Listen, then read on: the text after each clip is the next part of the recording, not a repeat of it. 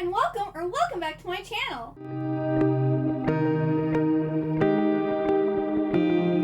So today I'm going to be talking about all the books that I plan to read in December. I'm going to try not to read as many novels this month because I really want to focus on manga. So I'm not actually going to talk about the manga that I'm going to read because I'm actually going to mood read that. I will talk about all the manga I read in my December wrap up, but I'm hoping it's going to be a lot.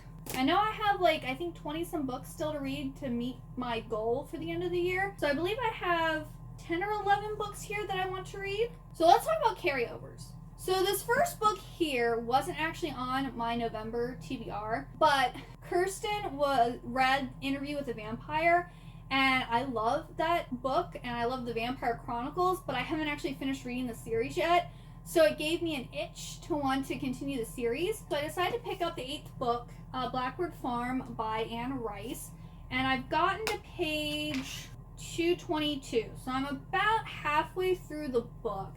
And I'm really liking it, but it is kind of very slow. So in this one, Lestat is contacted by this newly turned vampire who is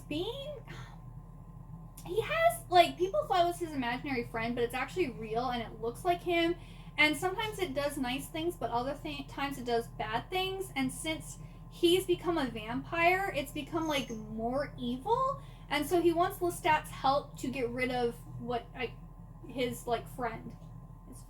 But he's, explaining to Lestat all about himself and his life and his family and, everything that's, led up to him being a vampire. So it's almost hey, Lestat, you and me, let's sit down and let me tell you my life story. So it's kind of, it's very interesting. I love Anne Rice's writing, but it's very slow. So it's taking me, of course, Anne Rice also, her writing is so rich. It does take longer to read. I plan to finish reading this in December. And then The Alice Paradox was on my November TBR, and I only have I'm reading it on my Kindle. I have 30 minutes left of the book.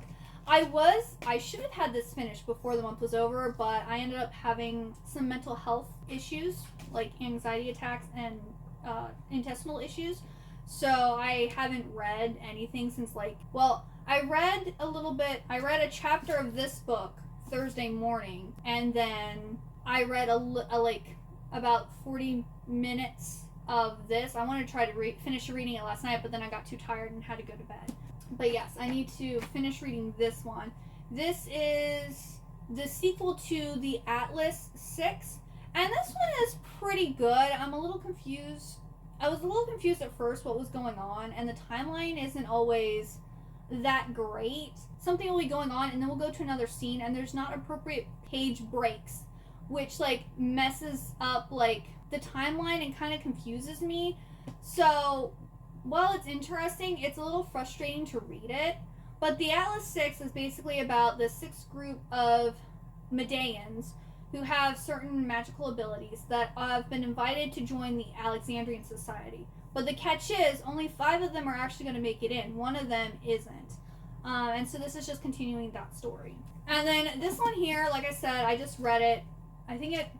The first chapter. I read the first chapter on November 30th. I was going to try to get this finished too, but when you're not feeling great, you don't want to read. But this is Isabel Khanna's recent book, and it's about vampires and vaqueros who face off on the Texas-Mexico border in the supernatural western. The first chapter seemed really interesting. I was oh, I think I'm actually going to really like this book. Because I liked her first book, The Hacienda, but I didn't love it. But I kind of like the first chapter of this. I think is more intriguing. It was more mysterious. So I'm hoping I like this one more. And then the last 2 books that are carrying over from November, which I didn't start, is Foxglove by Adeline Grace and Strange Unearthly Things by Kelly Creog. So those are all of my carryovers. And then on to the books that I actually plan on reading just for December, So the first thing is The Nutcracker by E.T.A. Hoffman. This actually has 3 stories in this little book.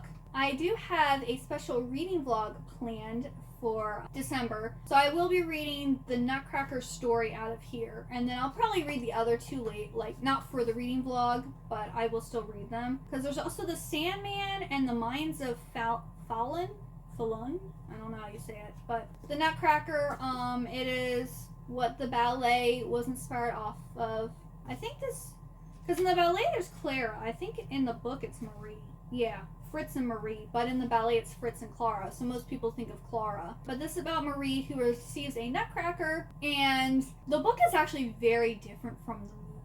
I mean, the book is very different from the ballet. I actually like the ballet story more than, because I read Alexander Dumas's version last December, and it was really weird. I was very confused about what was going on. And that one is inspired by this one, so this is the original. I like the things that are inspired by the ballet version better, but I still want to read this because this is like the OG. So yeah, I'm gonna get that read. I want to read The Ruined by, is it Marie Audier? I forget her name. I know her last name's Audier. I forget what her first name is. But it is the 4th book in the Beautiful Quartet. I don't know if it's the last book or not. Released in the Beautiful series. I already have a signed copy pre-ordered, so as soon as that arrives, I will be reading it. I'm super excited. The Beautiful is a, like, murder mystery book that has hints of the supernatural in it, but it's not actually revealed until the very end that there are, like, vampires and werewolves and fae and different things. And then from the 2nd book onward, you really get immersed in, like, the supernatural creatures. So it's really good. I really liked it. The 1st book is the best one, in my opinion, so far. I like the mystery of it, where the other ones are kind of more like your general YA, kind of cheesy and stereotypical, but I'm still reading the series because I do really like it. And then I'm also going to be reading A Court of Sugar and Spice. This is available on Kindle Unlimited. This is like a spicy retelling or reimagining of the Nutcracker, so I'm excited for that. I hope it's not too spicy. I'm currently listening to Heartless by Marissa Meyer. I'm halfway through this one, so I guess I should have actually carried it over. I didn't remember because I didn't have a physical copy of it. But this is basically the backstory, or like the origin story of the Queen of Hearts.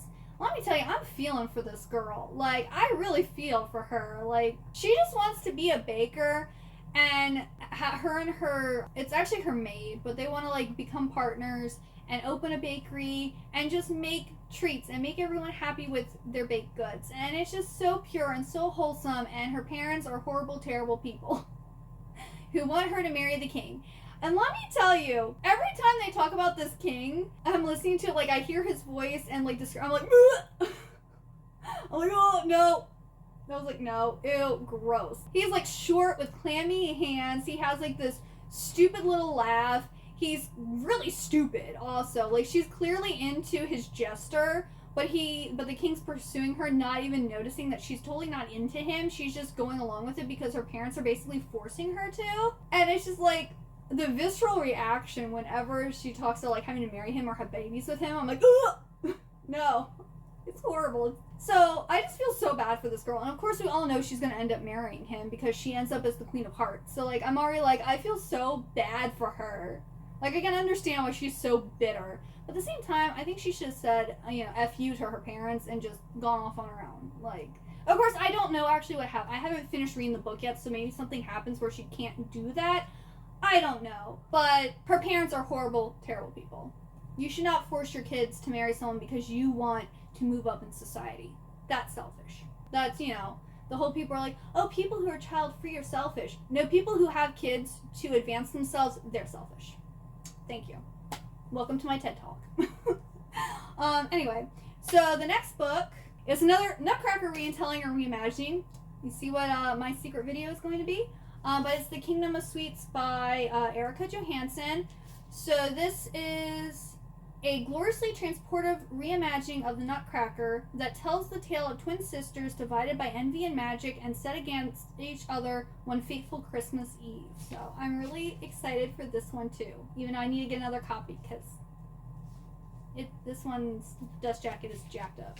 Then I wanted to read this book last year and didn't get around to it, but it's The Afterlife of Holly Chase. I think I'm going to try, I can borrow this, I think, from Libby. I believe this is about some girl who dies, and she comes back as, like, the ghost of Christmas present or past or something like that, and, like, is trying to, like, help someone, I think, become a better person, kind of, like, with Scrooge. I think this is what that's about, but it's, like, a YA version. I could be completely wrong, but I'm pretty sure that's what it's about. And then I also want to read Duke Ashley. This is kind of like, it's a sequel but also standalone to A Princess for Christmas, which is kind of like a very spicy, like Hallmark movie-esque book. And I really liked that one. I read it 2 years ago around Christmas time. So this follows, I think it's the main guy's, like the male love interest, I think sister or cousin, I don't know, she's somehow related or best friends with our male main character in the first book.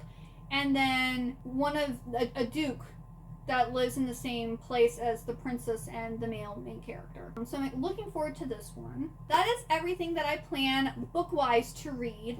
And then I plan to read a lot of manga. I was thinking about maybe doing Sakura Hime or Beyond the Clouds. I also recently got 2 like omnibus mangas about cats that I might do. I have a volume of like Death Note. I have Fruits Basket Another. There's the Midnight Secretary.